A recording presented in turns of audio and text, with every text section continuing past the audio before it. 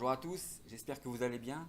On va évoquer pour la première vidéo de cette nouvelle année un sujet important pour les commerciaux pour les aider à gagner une affaire. En tous les cas, un des paramètres qui rentre en considération pour pouvoir gagner une affaire et notamment lorsque tu es en phase de closing, c'est le fait de ne jamais critiquer un concurrent.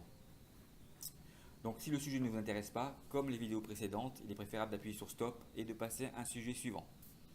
Pour ceux qui sont restés, je vous remercie.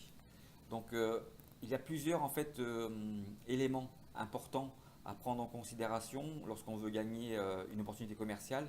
Et un des sujets importants que les commerciaux connaissent bien, c'est le fait de ne pas critiquer un concurrent dans une démarche commerciale et surtout en phase de closing.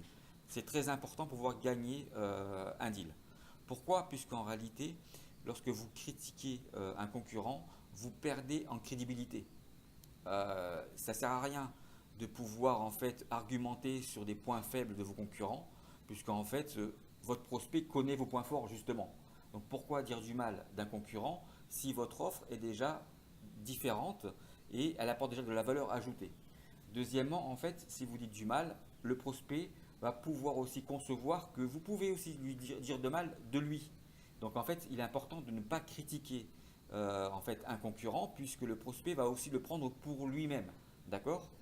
Et comme vous êtes sur des marchés concurrentiels, il est aussi important si votre concurrent est meilleur que vous, on va dire, ou a des solutions que vous pensez répondre mieux aux besoins de votre prospect, c'est justement de contourner cela pour pouvoir faire comprendre à votre client que c'est la valeur ajoutée que peut avoir certains de vos concurrents ne pourra pas être forcément utile par rapport à votre prospect pour qu'il puisse vous faire confiance.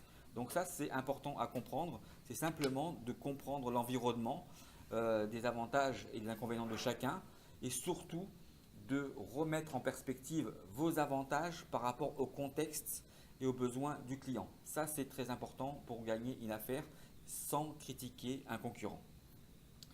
Mais tout ça, les commerciaux le savent, les managers le savent et parfois on peut être amené à se faire avoir lorsqu'on rentre dans une relation même très sympathique où justement un acheteur rusé va vous demander quels sont les points faibles de vos concurrents et vous pensez que pour obtenir la confiance de ce prospect pour le transformer en client, vous allez devoir donner ces arguments-là. Donc surtout, ne tombez pas dans ce piège, d'accord?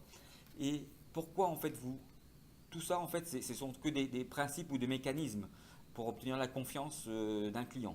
Mais ce qu'il faut bien comprendre, c'est qu'en réalité, il ne faut pas critiquer un concurrent pour une raison toute simple.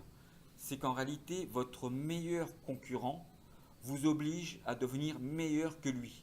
Donc une fois que vous avez compris ça, vous avez compris pourquoi il ne faut surtout pas critiquer un de vos concurrents pour gagner un deal.